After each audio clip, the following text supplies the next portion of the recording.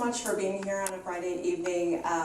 As Anne-Marie said, I come here at least once a year, but this visit was very special because I have not been on the Porterville College campus all these years.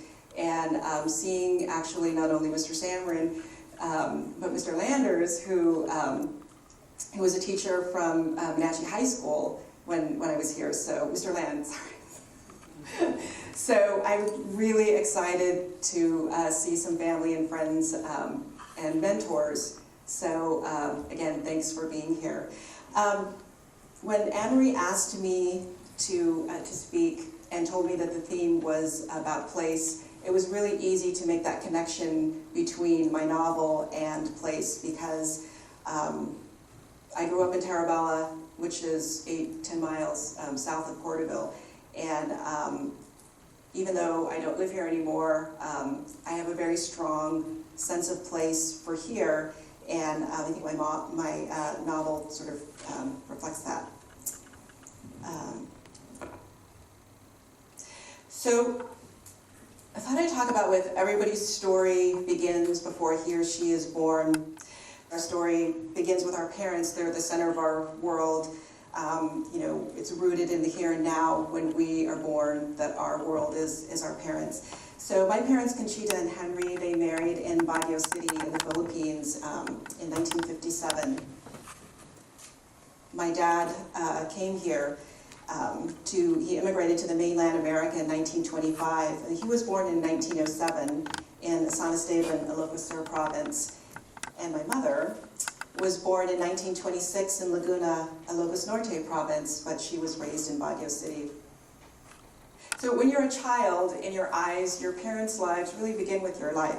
Again, they're the center of our world, and it's rooted in the here and now. So my dad and his brother, Delano, we nicknamed him Papa, bought a house on Rogers Street in Los Angeles, and I was the third youngest of 3 girls. I was actually supposed to be a boy. The doctors told my mom I was a boy, and my dad was all excited. And then when I was born, I was very disappointed. Maybe that's why they called me Pat. So we moved to Tarabella, California in the spring of 1965. My dad had health issues, and so he was told to move to the countryside. So a lot of our relatives were already here in the Tarabella, Porterville area, at least a decade before. And so we came here. We seemed like parties every weekend. A very familiar scene is the pig roasting. A lot of my aunts and uncles picked grapes, and a lot of the women packed oranges at Grandview Citrus Heights. We had a social club called the San Esteban Circle, which was from San Esteban, their hometown. And as families moved in, the number of kids in our local elementary school grew, but we were still a small group of Filipino American kids going to school in Tarabella. So, as you know, I went to Wenatchee High School, and I went to Porterville College and UC Davis, and this was before the internet. I was influenced a lot by TV and books, and I couldn't wait to leave my hometown and expand my world. I just knew that there was so many things out there that I wanted to see. I think that's after Mr. Samrin gave me that award on this picture. And this is one of my favorite pictures of my mom and me when I graduated from Davis. So when I was at Davis, I took an Asian American Studies course, and I still don't know why I did. I just did. And it was life-changing for me. When we were growing up, we were exposed to Filipino food, the culture in the form of dance. We had our social club, the San Esteban Circle. But my parents didn't teach us Ilocano, which was my dad's language, or Tagalog, which was my mom's language. And they would always say, you're an American. And my mom would always say, when you're in Rome, you do as the Romans do. So they really wanted us to assimilate. And there's this continuum of assimilation. So you can either embrace your heritage and incorporate it into your identity, or in the extreme case, you can reject your heritage in favor of your adopted country. And I think we just, we learned English, we went to school,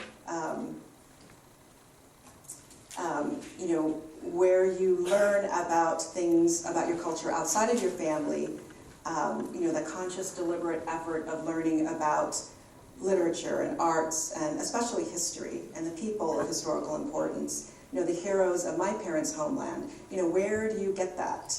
So, so when I took these classes at Davis, it really opened up my eyes about not just my parents' lives beginning when I was born, but I started learning about their lives. So this is my dad. He is in the bottom row on the far right, and his brother is in the first row in the far left. So not only did my life change, but my mother and my father's lives expanded, and they opened up to me. So here is my dad in Los Angeles. There was a group of immigrants, and when they came over, they spent a lot of time in New York and also in Los Angeles.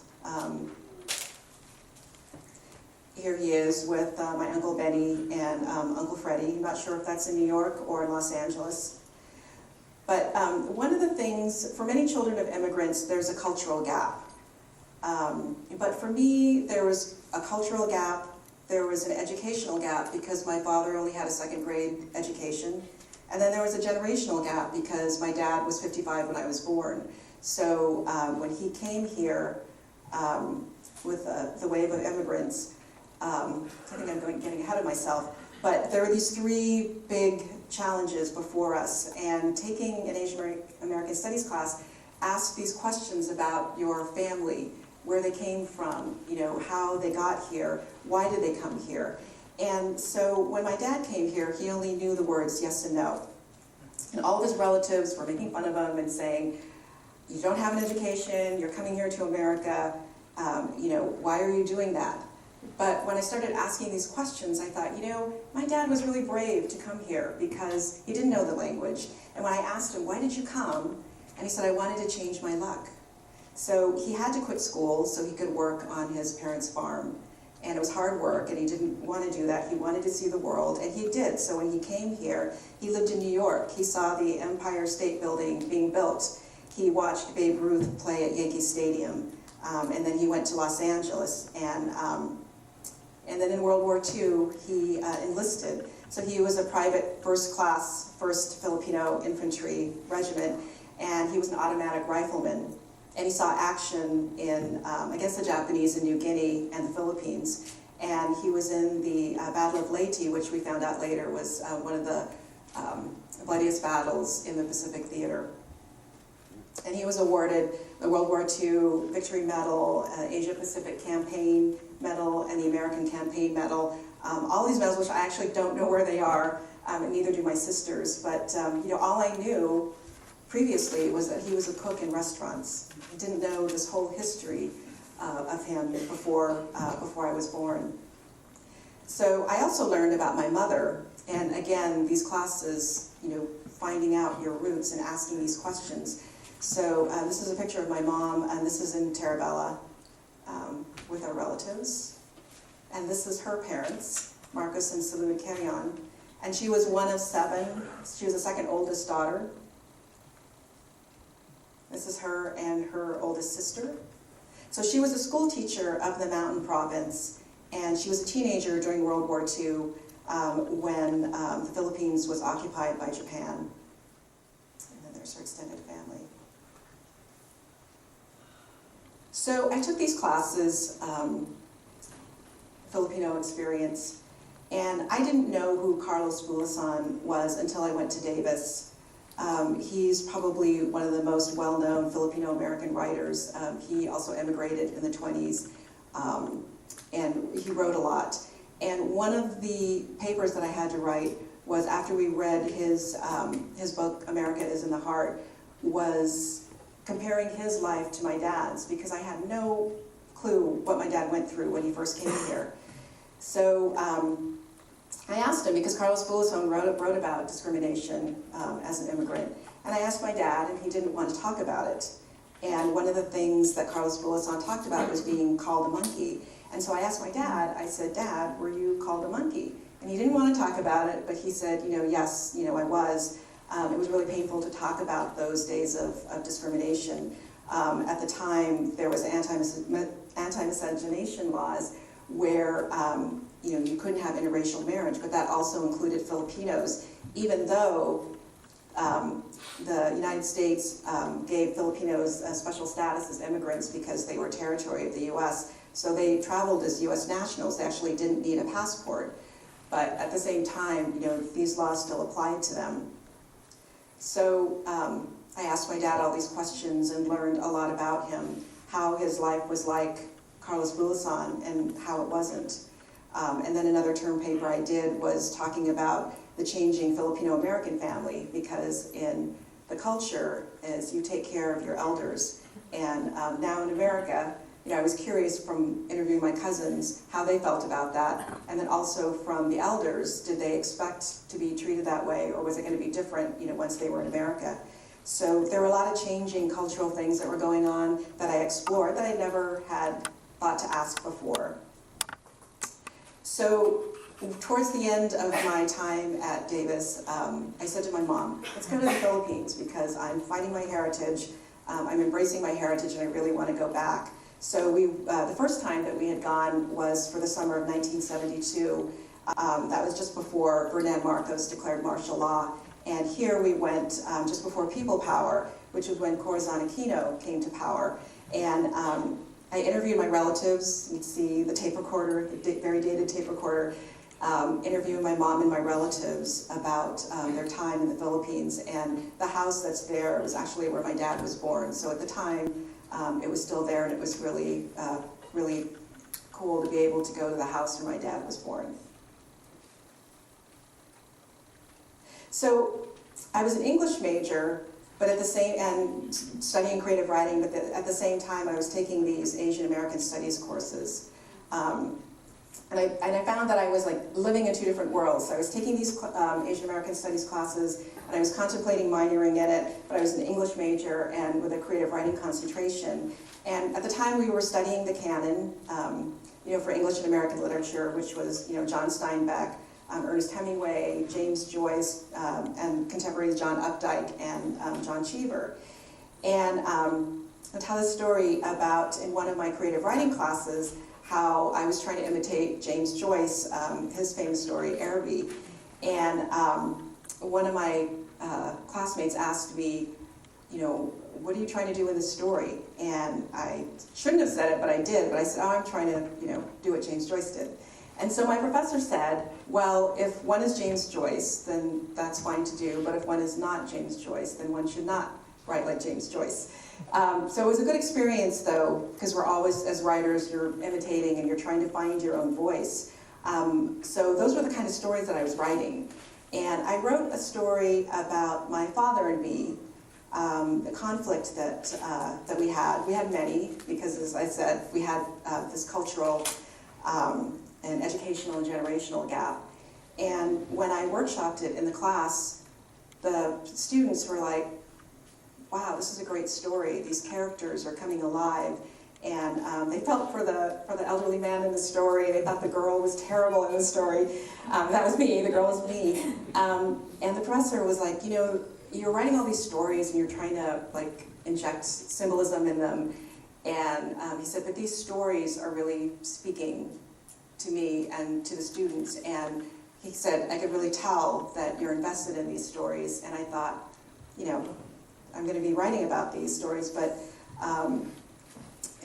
before the trip to the Philippines, I was trying to figure out questions about my parents, because there was a 19-year difference between them. As I said, my mom was Tagalog, although she spoke Ilocano. My dad was Ilocano. There was a socioeconomic difference between the two of them. And, they were always fighting. And I kept thinking, did they fall in love?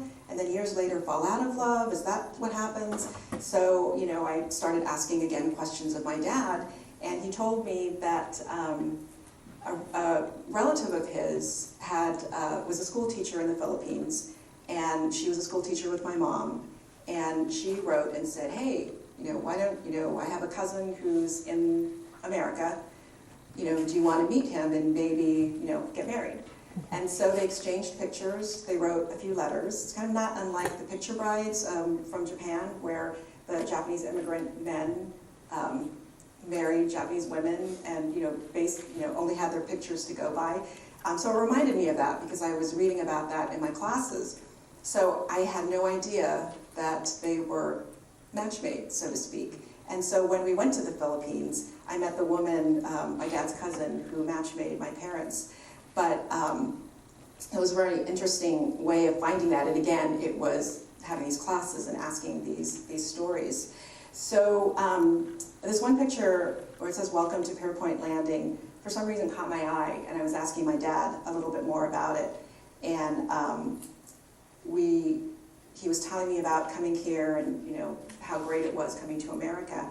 And I wrote a story about a fight that my parents had, where he threatened to go back to the Philippines. And it was very traumatic for me.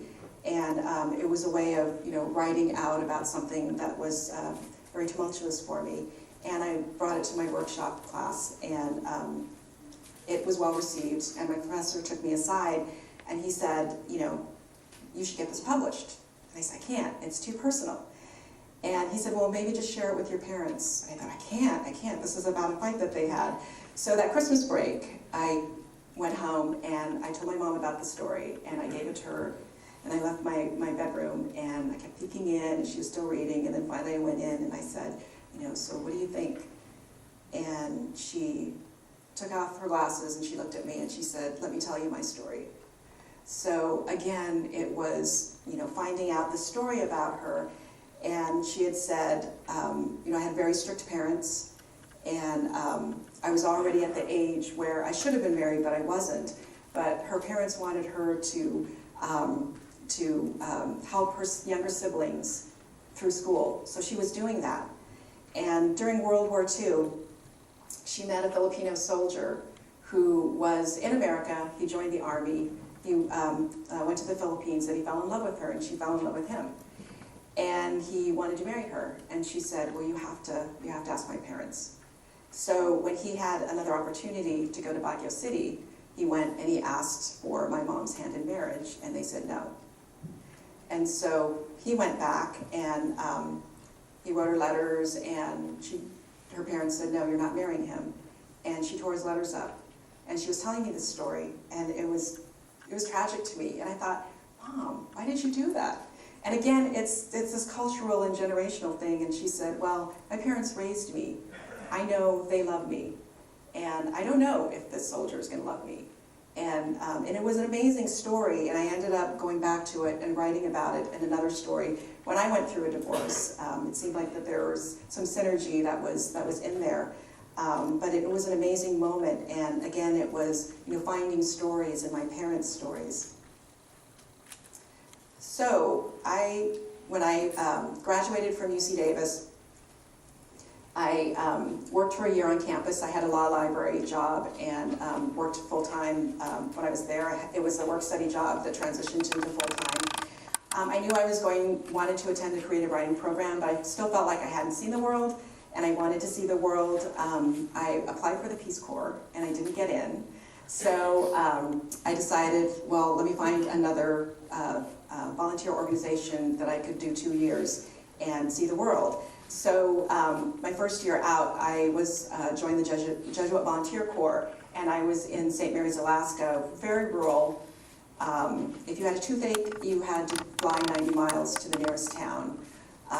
If you see the building with a cross on it, that was St. Mary's. It was a mission, also a high school. So a lot of the schools back then, a lot of the kids didn't have their own schools, so they had to get shipped to these boarding schools. And then in the 70s, there was a law that passed where the village people said, I want our kids to grow up not grow up in another town far away from us. So slowly but surely these schools were being built in the towns, and the boarding schools didn't have a purpose anymore. So my first year there was the last year when they closed St. Mary's. So I was a tutor, and also the librarian, and these were the kids that I tutored in math.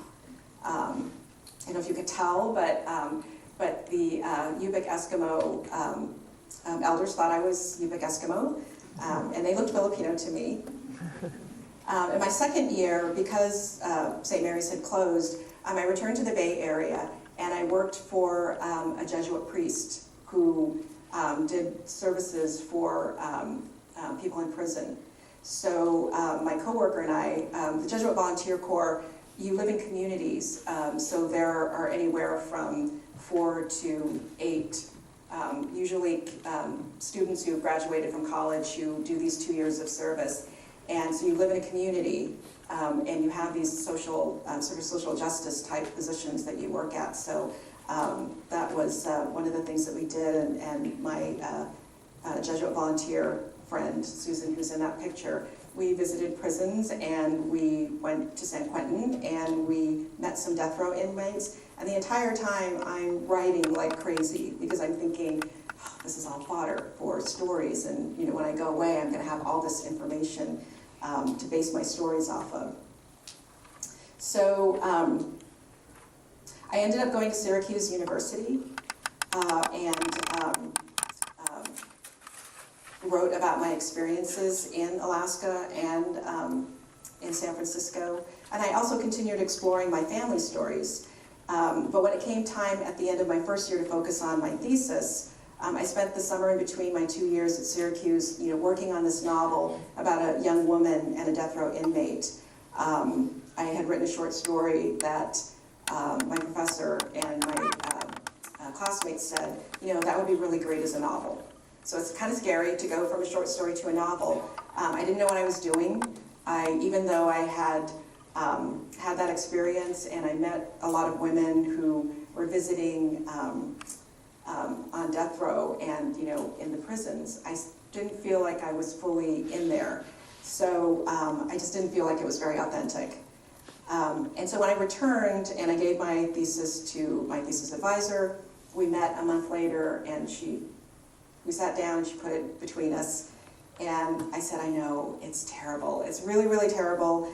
I don't want to go back to it. Can I do something else? And she said, oh, that's great, because I didn't know how to tell you that it was terrible. So, which was fine. Again, bad writing, you always learn from bad writing. And, there's no regrets when you write something and it just doesn't work. But whenever you're writing, you're always making yourself better. So I decided I'm going to write these stories about my hometown, Terabella. So one of the stories that I wrote was We Are Thinking of You. So whenever I would come home, my mom would tell me stories about the community. And so she told me about one of our relatives who had a stroke, and her husband was supposed to take care of her, but he had a gambling habit. And it was fascinating to me. So I wrote a story about that. Another one, Manong, was another story about my dad and me. And I kind of twisted it around and thought, what if my mother, who was 19 years younger, what if she passed away first? How, what's the dynamic there? So, and I did some other stories about Terabella. So after I graduated from Syracuse, I returned to the Bay Area, and I got married, got a job, bought a house. I was not writing and not happy about it. In 1994, I went to a poetry reading by Filipino American poets, and one of the poets talked about Agbiani Village, which is in Delano. And I thought, I didn't grow up too far away from Delano. Why don't I know about Agbiani Village? So that summer, I went and sought Agbiani Village, and it is in Delano. And there was an older woman who was there. She was Caucasian, and she was married. She was a widow, but she was married to a Filipino farm worker. And she was telling me all these stories about how violent it was, and there were guns and all of this. And I thought, wow, that happened, and I didn't even know about it. I knew about the boycotts. I was old enough to remember the boycotts, and I was old enough to remember my relatives who were picking grapes, who were going back and forth between the UFW and the Teamsters Union. But I didn't really know that much about the grape strike. So In 1997, there was a documentary that came out called The Fight in the Fields, Cesar Chavez and the Farm Workers Movement, and it was by two San Francisco Examiner reporters. And my cousin Annie and I were emailing back with each other, like wondering which Filipinos they were going to interview. How many were they going to interview? And as it turned out, they only interviewed one. And I knew that there was a lot that was left out. I knew that the Filipinos contributed greatly. I didn't know, the full story, but I knew that they were involved. And I was disappointed, and I thought to myself, I want to know. I want to know what was left out of the narrative. Why all of, it was only about Cesar Chavez, and where were the Filipinos? So I did some research and interviews, and it was just, there wasn't really anything that I knew that I was going to do with it. I just wanted to find out some more. So I ended up interviewing people and reaching out. The Filipino American National Historical Society, the Stockton chapter, was very helpful. In Stockton, a lot of Filipinos, some people called it the epicenter of the Filipino immigrants. A lot of them went through and worked in the asparagus fields and other orchards in Stockton. And in fact, tomorrow is the opening of the Fonz National Museum in Stockton. They all decided that that was where it should be because of this historical significance of Stockton. So the members there were really very helpful in helping me sort of guide me through what it was like to be as an asparagus picker or cutter. They were called grass cutters in Stockton. And Jack Pandal was a very famous, Pandal Brothers still exists. I had the pleasure of meeting Jack Pandal. At the time, he was one of the big grape growers who was in opposition to the UFW. And in 1998, I wrote him a letter and I said, doing some research, can I meet you? And he said yes. So that was really a boon, I thought. And I took my mother with me. She wanted to go along, so we were driving through his farmland, and my mom just casually looked over, and she said, oh, your dad was a camp cook there. And I thought, what? It's like, I didn't know he worked for Jack Pandal. And he was, oh, yeah. And my middle sister said to me, oh, yeah, don't you remember when we were younger, we would pick Dad up on Friday afternoons, and usually the older Filipino men would have just come back from their baths, so they had the towels wrapped around them, and the flies were all over the place. And then on Sunday evening, we would drop him back off because he stayed there to cook for the farm workers from Monday through Friday. And I thought, I don't have any recollection of that, but it was like a gem that my mom gave me, that there were these connections that I didn't know about that I thought was really fascinating. And so I also interviewed a lot of my relatives, again, because they picked grapes and pruned as well. And then I read some books, and Philip Maricruz was one of the leaders actually in the United Farm Workers. He's one of the few Filipinos who was in the cabinet, who was in the UFW cabinet, and he wrote a memoir that was published by UCLA that was in 1994. And he talked actually about being a minority within a minority. The Filipinos came in. Larry Itliang, who was the equivalent of Cesar Chavez, he had his own organization, and Chavez had his organization. They joined together and went on strike together. But you don't hear much about Larry Itliang, and Philip Maricruz really does a great job of talking about being Filipino, in the UFW. And then I spent, again, this is, pre-internet days, I came down a lot and I spent many a weekend at the Delano Record, just making copies and copies of articles about what it was like in 1965.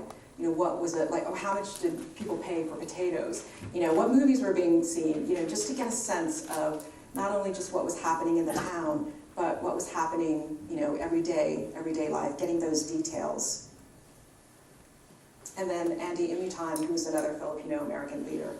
So I started gathering all of this information, and I didn't know what to do with it. And when I would talk to people, I would say, oh, I'm just doing this research. I wouldn't say, then I said, I'm working on a book. But I would never say I'm a writer working on this book. I didn't have the confidence at the time to be able to say something like that. So, but after a while, Fausto and Pleo, who's the main character in my book, started coming alive, and he took shape in my head, and I knew this is what I wanted to write about. And I knew the beginning and the end of the novel when I first sat down, but I didn't know what came between. So, and plus I didn't know how to write a novel, and the scope was really daunting. When I was in Syracuse, my stories, my professor told me, they were always busting at the seams. And he said, you have all these characters that are crowding in, and they want their story told, and you have these different points of view, and he said, you should probably stick to a novel. So I thought, okay, I'm gonna just do it. I'm just gonna try and do it and see where it goes. So I started it in 1997, and in that time, I remarried in 1998. My son was born in 2000, my daughter was born in 2002. We did a major remodel of our house, which kind of upended our lives for 1 year. I was very active in the school. I had a very demanding job that required some travel. Meanwhile, I was still writing, and I ended up with like 1,000 pages, which was a lot. I had 2 main characters, and my writer friends who were reading it were saying, you gotta get rid of that girl character. Again, who was me. And so I thought, okay, so let's stop writing about myself. So I took her out, and I focused on Fausto because everyone said his story is more compelling, than her story is. In 2005, I had a finished version of it, and I sent it out and to literary agents, and I got rejected by 60 literary agents. I was devastated. I thought after 1990, when Amy Tan's The Joy Luck Club came out, I was like, wow, okay, we've got Asian American literature coming out. It's in the mainstream, everything's great. But I was getting rejections saying it's a very, very commercial market. It's very competitive. Farm workers, labor strikes, very challenging in a commercial market. And so I felt depressed. I think that's an apt word for it. And I thought to myself, it's not that the topic wasn't interesting enough. It's that I didn't do a good job telling the story. So I thought, okay, I didn't tell the story well. So I put the story away, and I didn't write and I didn't read for 3 years. So I immersed myself into my job and into my kids.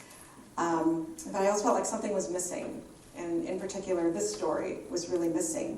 Like I had the story, it was very close to my heart, but no one was going to read it. So I thought, well, why bother? And then my best friend from high school asked me about Fausto because she had been reading drafts of it. She said, what's happening with Fausto? And then other people were slowly asking, when are you going to get back to that? And I started having dreams of my father, and I thought, I think that's a sign. So he had passed away in 1995, and so I started working on it again. And I wanted to finish it for my mother, because I thought, okay, my dad was always proud of me, even though he had a second-grade education. He was always proud of me wanting to be a writer and wanting to write.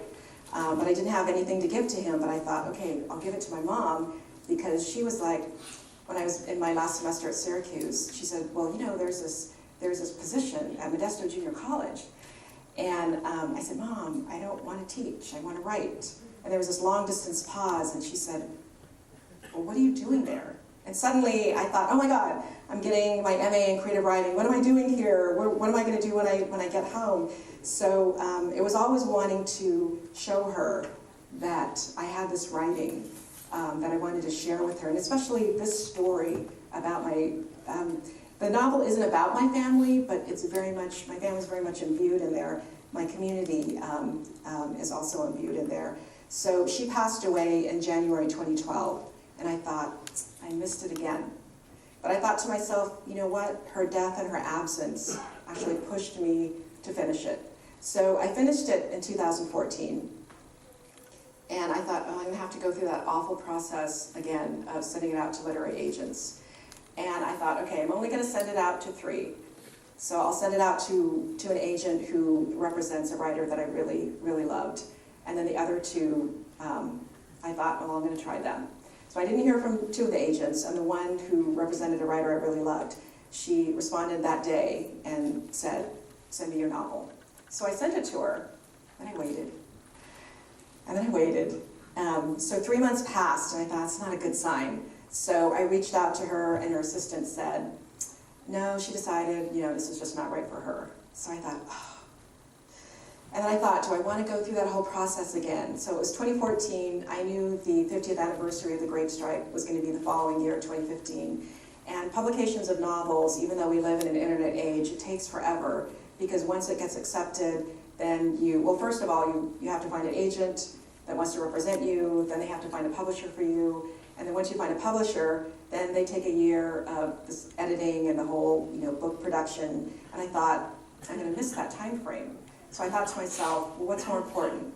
Is it more important to just find an agent, find a publisher, get it out there, go the traditional route, or do I want to get it out there to what I was feeling, was my Filipino American community and this very important anniversary? So I thought, I think I want to go this other route. How am I going to get it published? So in the beginning of 2015, I met Evangeline Buell, who's a San Francisco Bay Area writer, and she introduced me to her publisher, East Wind Books of Berkeley. And what was interesting, and what Harvey Don, my publisher, didn't tell me, was in the middle of the production, when he was a student at Cal during the 60s, and he actually, with other students, went down to Delano and delivered supplies to the farm workers. And I thought, Harvey, why didn't you tell me this? But I knew that he wanted to publish it because he felt that connection as well. And it was a very short production process. I can't believe I had a full-time job when I was trying to get this through. But for me, it was wanting to be in Delano for Labor Day weekend in 2015. The Fonz chapter had a big anniversary celebration called Bold Step. And Rob Bonta, who is the only Filipino-American assembly person in the state of California, was there. And the woman that I'm with in that picture on the bottom, Marissa Roy, she is a Filipino-American filmmaker who grew up in Bakersfield, and she did a documentary on the Delano Manongs. And when I met her, and I told her, it took 17 years for me to get this novel done. And she said, wow, it took me 8 years to get this documentary. She said, I thought that was a really long time. And I said, no, I've got you beat. So that was a really wonderful experience of recognizing the contributions of Filipino Americans with the Great Strike and the boycotts. And so we had a book launch at East Wind Books of Berkeley in September. And the woman in the top left, that's Dr. Dawn Mabalan. She's from Stockton. She's an associate professor in the Department of History at San Francisco State. So she graciously introduced me and talked about the history of Filipino-American farm workers. And then the man on the bottom right is Sid Valador, and he worked really closely with Philip Maricruz, and he published the original writings of Philip Maricruz. And one of the great things about doing this research is the people that you meet and the stories that they tell. And sadly, when I got published, I was going to reach out to all these people who helped me, and then found out, well, they'd already passed away, or this person had passed away. Wasn't able to share that with them. It took a long time, but they helped tremendously with a lot of my research. So one of the things that I was really wanted to do that was important to me about this book was to get it into the classroom. And because I'd taken Asian American Studies courses, I really felt strongly I wanted to get it into Asian American Studies, ethnic studies, and it happened. So I was really excited.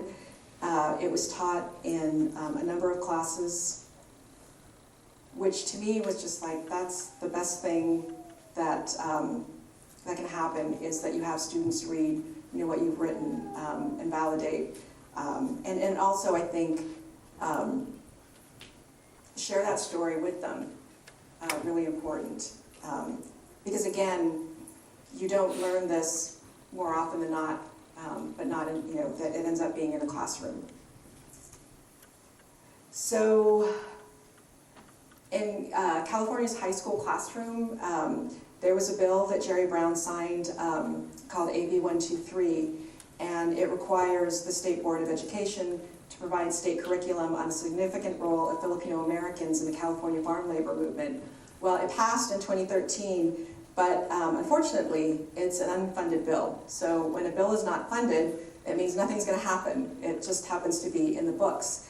So the Filipino American Educators Association of California decided it's going to have to be a grassroots effort to, those teachers in the classroom to put it in to their curriculum. And Professor Robin Rodriguez from UC Davis gave a talk about how to incorporate AB 123 in the classroom, and she very generously put my name down next to Carlos Bulasan, which was also something that was really I was very grateful for. So there are opportunities in ethnic studies in California school districts that's happening. A lot of things are happening. So just really recently, Governor Brown signed AB 2016. So it's going to, for the first time, establish a model ethnic studies curriculum for use in California's public and charter high schools. So a lot of Asian American studies and ethnic studies and Latino studies and African American studies, that all happens on the college level. And there's this movement to really bring it to the high school level. In San Diego, Los Angeles, Sacramento, and then Stanford University did a study that talked about academic benefits to ethnic studies based on what was going on in San Francisco Unified School District. And one of the things that made me think about this was when I first spoke at San Francisco State, and they were mostly juniors and seniors taking the class, and afterwards the students came up and talked with me, and there was this one female student who came up to me, and she said, I'm Arab American, and I'm growing up in a post 9/11 world, and there aren't too many positive things about being Muslim, being an Arab American. And the passage that I read, because one thing that I discovered when I was doing my research was there was a Yemeni community in Delano, and there were a significant number of Yemeni farm workers there that I didn't know about, and still exist actually in Delano.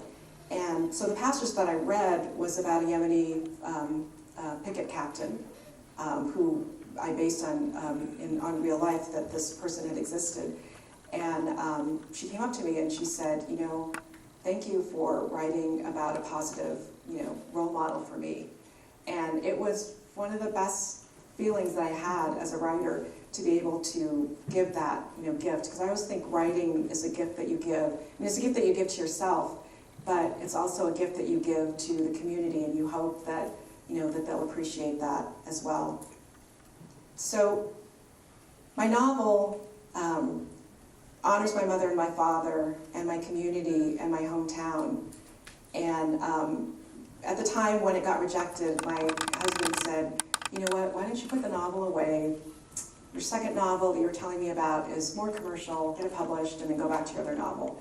And I thought, no, I really, really want to get this story told. It's really, really important to me because it's, again, not about my family, but it's honoring my mother and my father's past, their history, and my community and my hometown. So my next project, which I hope doesn't take 17 years, I kind of did a little mock-up that I put by my laptop so it'll motivate me. But when I was doing some research and I found out that I just love history, and I love digging up history things and books and reading and everything, thought, okay, now my main characters are going to be two women, and they're going to be set in Manila during the Filipino American War at the turn of the century. So I'm really excited to do that, and hopefully, again, it doesn't take 17 years to write. So I'm happy to take questions. I know that we're hitting upon the 8 o'clock time. I'm also happy to take questions over by the bookstore. Who was your best friend in high school? Kathy Brackett, who moved away my junior year. Patty? Is Fausto based on your father? I haven't read it yet. I mean, Right. When the book first came out and I was being introduced, people were saying, it's about her father. I'm like, no, it's not about my father. And if you read it, it becomes clear that it's not about him. But it's really sort of about sort of the collective, the cousins of my dad's cousins, because they all landed in Tarabella. So there's a spirit of him, I think, in there, but it's not him. thank you. In the back. What was your career while writing the book? So I currently, I work for a media company, and I did do a lot of writing, but we've grown so much that I actually oversee freelancers, so I do a lot of editing. It's in the healthcare information technology field. In the beginning, when I was taking on this position in 2010, I did a lot of writing, and an old professor of mine from Syracuse would tell us, don't write for a living. If you have to get a job, don't write, don't edit. And so I thought, well, what am I going to do? So I kind of went into publishing when I came back to the Bay Area. So he's right in that it sucks you dry. So when I got home, or I worked from home, but I didn't want to write anymore, but it made me a better writer because I had to write for a business audience, and I had to really be very clear and succinct, and sometimes I go off topic, and it just made me a better writer. So in that sense, I was kind of give and take. But it really depends on the person if you can write and write on your own. Yes. I wonder where in Tarabella you live. Avenue 95, it's still there. Somebody else is living there, but both houses are still there, so. Patty, you said it was a pleasure to meet Pandal. How did you, was it a pleasure, and how did you go in with an open attitude? He was a very nice man, really, really nice man, and I wanted to know both sides of the story. So you want to know the good and the bad of each side, so otherwise, everything's black and white, and you can't really fully invest yourself in the characters if they're so flat. And he had the advantage of reflection from all the years past. The book that I read about him, where that picture came from, John Dunn, the journalist, had written the book as it was happening. And if you read his comments there, he was very, very firm. Cesar Chavez is just taking over, my power structure. So he had the gift of reflection, to look back on it. Completely different, still saw the world differently in terms of the strike, but I appreciated that, that he would talk to me, and was very gracious in talking with me. Thanks.